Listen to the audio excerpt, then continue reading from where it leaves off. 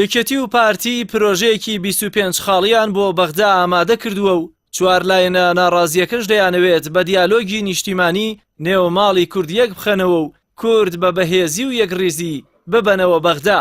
بەپێی زانیاریەکانی پەیام چوار لایەنی ناڕازی لیژنەیەکی هاوبەش پێک دێنن بۆ داڕشتنی نەخشەڕێگەی چۆنیەتی بەشداریکردنیان لە پرۆسەی سیاسی عێراق و بەشداریکردنیان لە حکوومەتی داهاتوو یان هەڵبژاردننی بەرەی ئۆپۆزیسیۆن.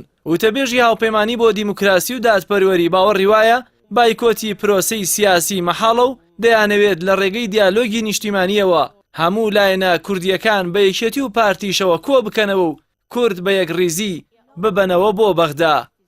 بەشێکی ژەبین لە بەشداریکردن لەو پرۆسەیە بەو شێوازی کە ئامانجێکی گرنگ تحقیق بکاویش مافە دەستوریەکانی خەڵکی کوردستانە بۆ تحقیقکردن و بەدەستهێنانی ئەمەش پێشنیاری دیالۆگێکی نیشتیمانیمان کردووە کە هەمووان پێکەوە لەسەر یەک مێزکۆ بکاتەوە لە چوارچێوەی پرۆژەیەک و استراتیژیەکە لە قۆناغی داهاتوە مامەڵەی کوردستانیانە ڕێک بخینەوە لەگەڵ عێراقا بە تایبەتی ئەوەی پەیوەندی بە حەقی خەڵکی کوردستانەیە لە ڕووی ئابووری لە ڕووی خاک لە ڕووی ئەو مافانەی کە پێویستە بۆ هاوڵاتێکی کوردستان هەبێت چۆن بۆ هاوڵاتێکی عێراقی.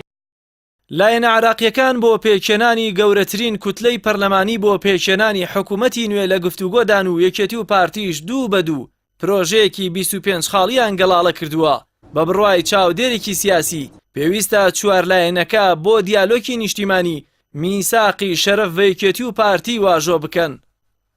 دیالۆگی نیشتیمانی ئەگەر خۆیان سیقیان بە بابەتەکە هەیە ئەوە ئێمەش سیقەمان پێێتی، بەڵام زۆر دڵنیام لەوەی کە نە ئۆپۆزیسیۆن سیقی بەوان هەیە نە ئەوانش سیقیان بە ئۆپۆزیسیۆن هەیە. لەبەر ئەوە کورد قسەیەکی جوانی هەیە ئەڵێ ئەگەر جارێک خەڵەتان دمیان خوا بیان گرێ، ئەگەر جاری دوو هەم خەڵەتان دمیان ئەوە خوا خۆم بگرێ.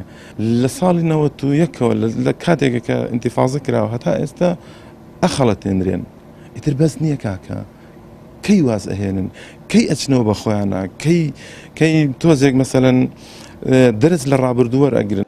بەپێی زانیاریەکان پێدەچێت هەفتەی داهاتوو گفتوگۆی چوار لایەنەکە و لیژنە تایبەتەکەیان بۆ سازکردنی دیالۆگی نیشتیمانی دەست پێ بکەن و باز لەوەش دەکرێت دوولایەنی دەسەڵاتیش ئۆکەیان بۆ دیالۆگی نیشتیمانی کردووە.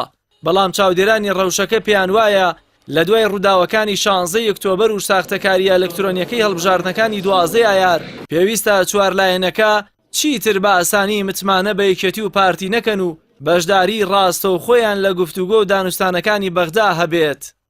جەلال محەممەد، کەناڵی ئاسمانی پەیام، سلێمانی.